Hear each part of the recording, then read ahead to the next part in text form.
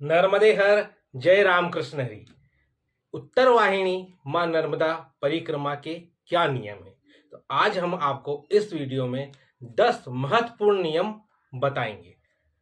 इन नियमों के पालन करने से आपको 3500 प्लस किलोमीटर की जो नर्मदा परिक्रमा है, उस नर्मदा परिक्रमा का फल आपको मात्र 21 किलोमीटर की जो ये नर्मदा परिक्रमा आप लगा रहे हैं उत्तर वाहिनी, आपको संपूर्ण नर्मदा परिक्रमा का फल प्राप्त हो जाएगा। उसके लिए आपको इन 10 नियमों का पालन करना पड़ेगा।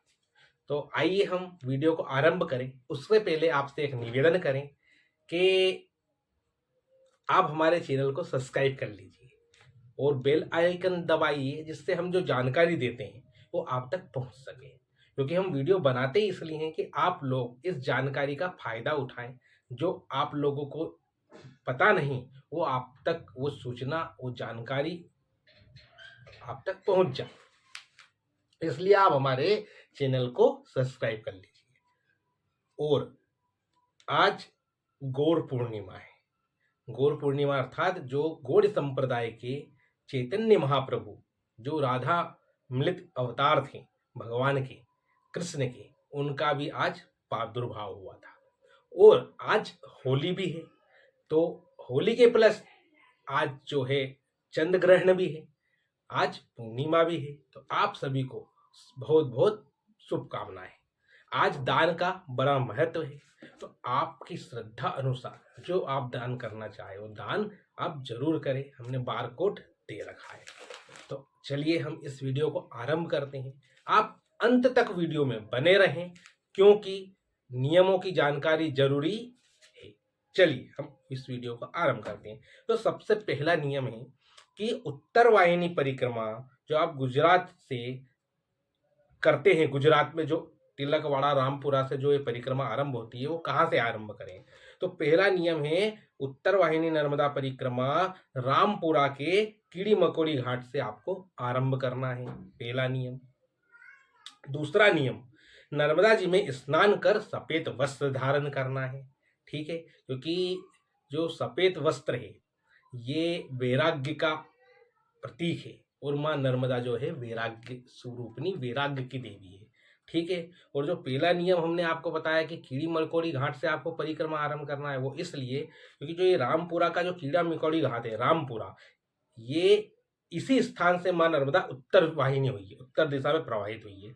दूसरी बात, इस कीड़ी मकोड़ी घाट से रोजाना मार्कंडे ऋषि भी उत्तर वाहिनी परिक्रमा आरंभ करते हैं सुबह 4 बजे ब्रह्म मुहूर्त से, जब सूर्य उदय हो जाता है हल्का हल्का। ठीक है। अब तीसरा नियम, संकल्प पूजा कर परिक्रमा आरंभ करें।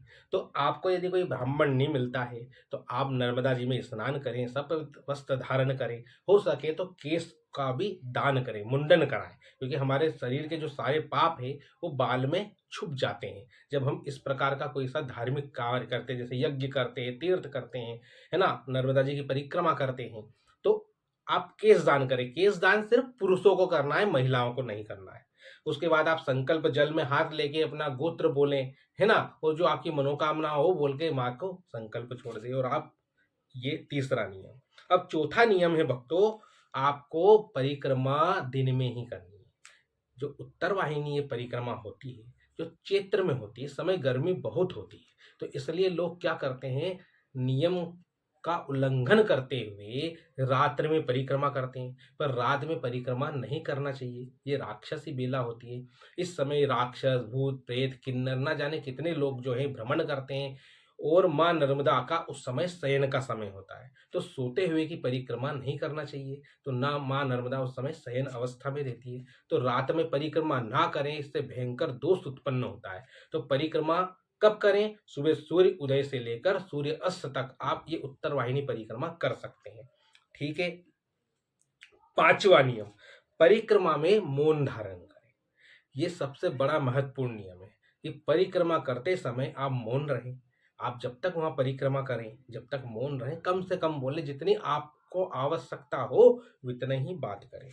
छठवां नियम, इस उत्तर वाहिनी माँ नर्मदा की परिक्रमा में आपको कम से कम 1 लाख नाम जाप करना है। या तो आप नर्मदे हर का नाम जाप करें, राम नाम का जाप करें, कृष्ण नाम का जाप करें, है ना, जो आपके इष्ट देव हैं उन भगवान का नाम का जाप आप करें, पर कम से कम 1 लाख नाम जाप करें। 7वां नियम है, किसी की भी निंदा चुगली नहीं करनी है। अधिकांश जगह ऐसा होता है, जब हम परिक्रमा करते हैं, यदि किसी के साथ में हैं, तो कोई ने मान लीजिए कचरा फेंक दिया है, तो हम उसकी निंदा करने लग गए हैं, किसी को आगे जाके बताने लग गए हैं, या हमारे परिवार का फोन आ गया उससे, तो किसी से भी प्रकार से आपको बचना है निंदा चुगली से। 8वां नियम है नंगे पैर परिक्रमा करना। नंगे पैर परिक्रमा ये तपस्या है।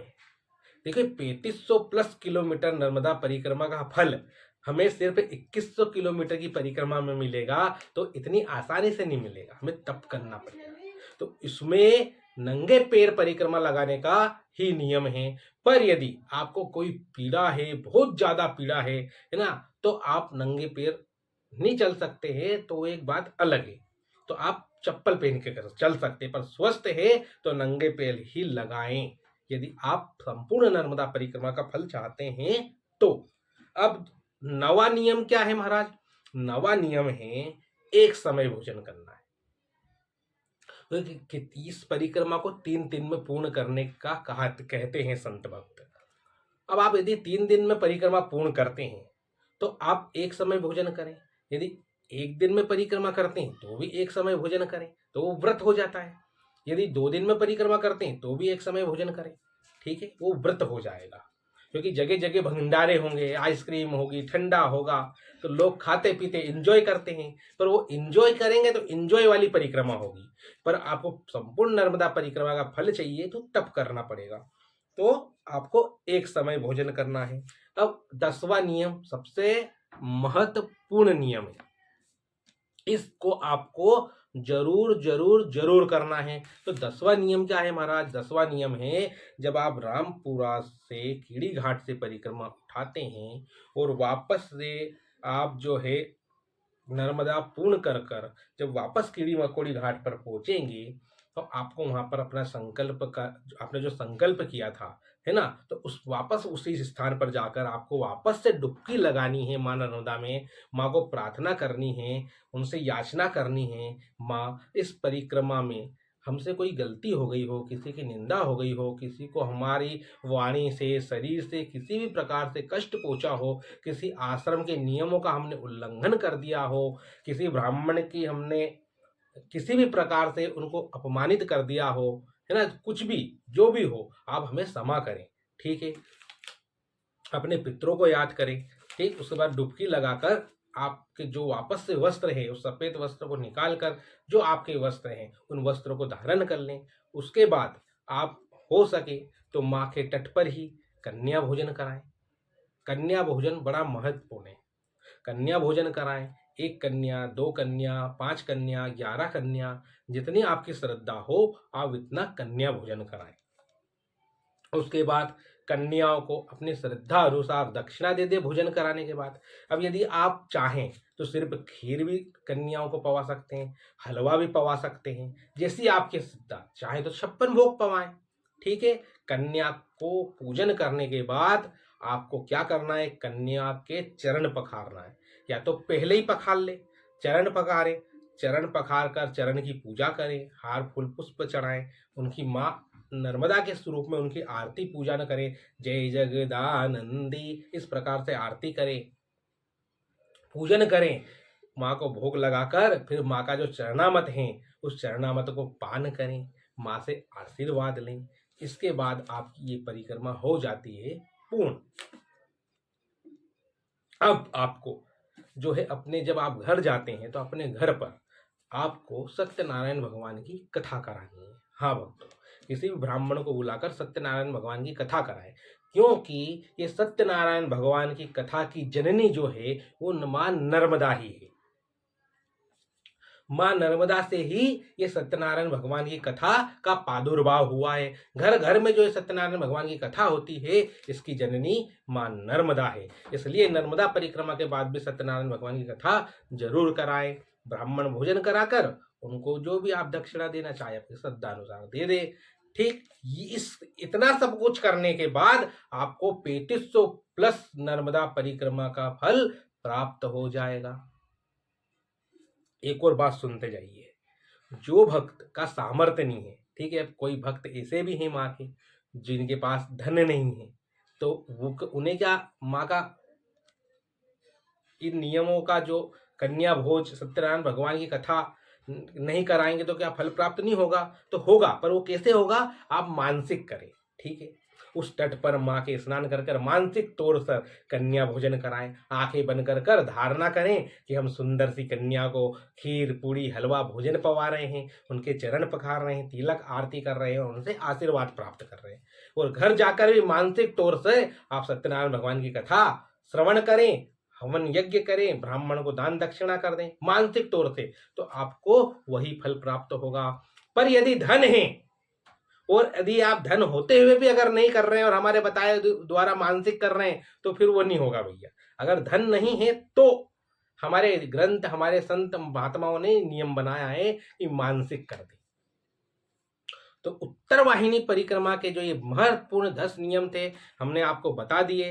इन नियमों का पालन करने से ही आपको संपूर्ण 3500 प्लस किलोमीटर नर्मदा परिक्रमा का पूर्ण प्राप्त हो जाएगा। और आपने सारे नियम बड़े भाव से किए तो हो सकता है मां नर्मदा का दर्शन प्राप्त हो जाए, या आपके इष्ट का दर्शन प्राप्त हो जाए, या आपकी मनोकामना पूर्ण हो जाए, जो आपका संकल्प होगा। तो आज की वीडियो में हमने आपको ये जानकारी प्रदान कर दी। ये वीडियो अच्छी लगी हो तो इसको शेयर करें, जिससे आपके द्वारा कोई और भी इस जानकारी का लाभ उठा सके। और कमेंट में नर्मदे हर जरूर लिखें। यदि आपका कोई प्रश्न हो तो कमेंट में आप प्रश्न करें, हम उसका जवाब जरूर देंगे। यदि आप कमेंट करेंगे, हमें उससे बड़ा आत्मविश्वास बढ़ता है कि हाँ, हमारी इस जानकारी को किसी ने श्रवण किया है, इस जानकारी से किसी को लाभ प्राप्त हुआ है। हमारी वीडियो बनाने का उद्देश्य यही है कि आपको लाभ प्राप्त हो। तो आप सभी को होली की बहुत बहुत बधाई। आप दान जरूर करें, आज बड़ा पावन दिन है। जो आपकी श्रद्धा हो, ठाकुर जी की सेवा में आपका दान उपयोग होगा। नर्मदे हर। जय राम कृष्ण। सब पर मां नर्मदा खूब कृपा करे।